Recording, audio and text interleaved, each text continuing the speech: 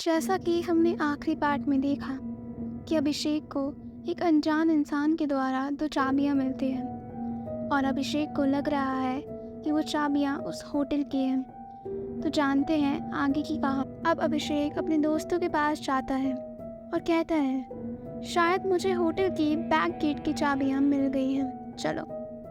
पर तभी शिवानी कहती है, तुम्हें ये चाबियां कहाँ से मिली? अभिषेक कहता है, तुम ये सब बातें छोड़ो, चाबियां मिल गई ना, अब चलते हैं। शिवानी को अभी भी कुछ सही नहीं लग रहा है। वो बोलती है, मैं अंदर नहीं जाऊंगी। फिर विनीता कहती है, ठीक है तुम मत जाओ, तुम हमारा यही अकेले इंतज़ार करना, हम होटल घूम कर आते हैं। शिवानी कहती है, ना मैं खुद जाना चाहती हूँ और ना ही तुम लोगों को वहाँ जाने देना चाहती हूँ। इतने में निशान कहता है, शिवानी तुम इतना क्यों डर रही हो? बस कुछ ही तो देर की बात है, हम सब एक साथ जाएंगे और एक साथ ही आएंगे, कोई अकेला नहीं रुकेगा। उन्होंने शिवानी को भी अपने साथ चलने के लिए मना लिया।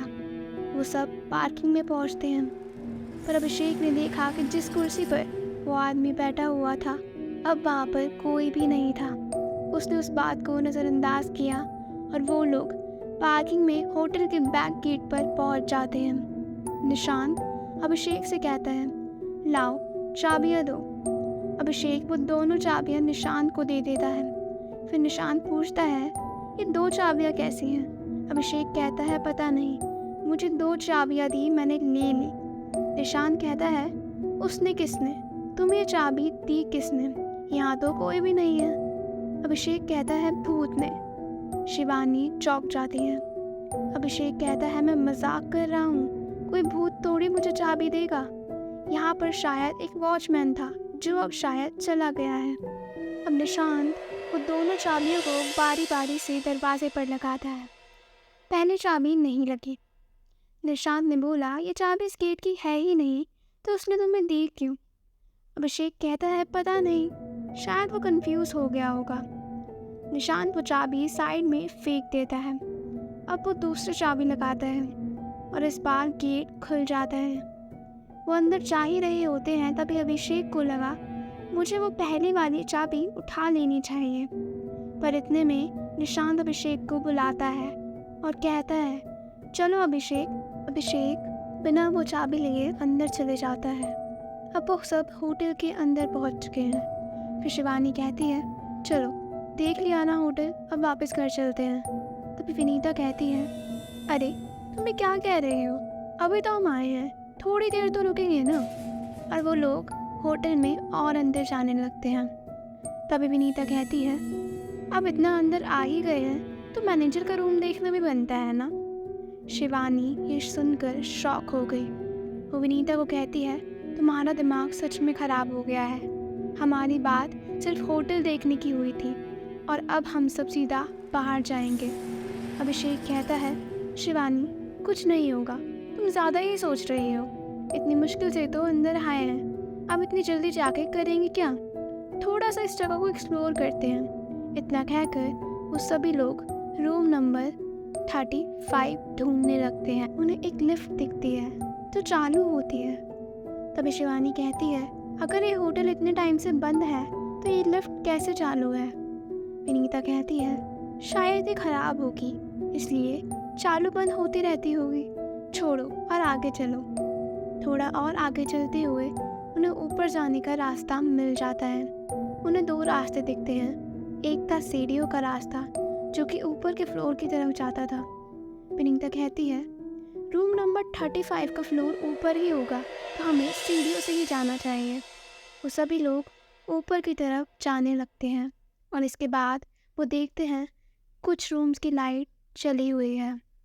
निशान कहता है, लगता है अभी तक यहाँ पे कुछ लोग रहते हैं। अभिषेक कहता है, नहीं, पक्का होटल का मेन स्विच ऑफ नहीं किया होगा। इतने उन सभी लोगों को रूम नंबर 35 दिखता है और अब वो सभी लोग उस रूम की तरफ जाते हैं। तभी वो देखते हैं कि उस फ्लोर के कुछ रूम्स की लाइट खुली हुई है। तभी शिवानी कहती है, मुझे अभी भी कुछ ठीक नहीं लग रहा है, हमें वापस चलना चाहिए। फिर विनीता कहती है, शिवानी तुम चुप रहो, हम रूम के बिल्कुल बाहर खड़े हैं और तुम्हें अब वापस जाना है। वो लोग 35 रूम के बाहर खड़े हैं, पर वो देखते हैं कि वहाँ ताला लगा है।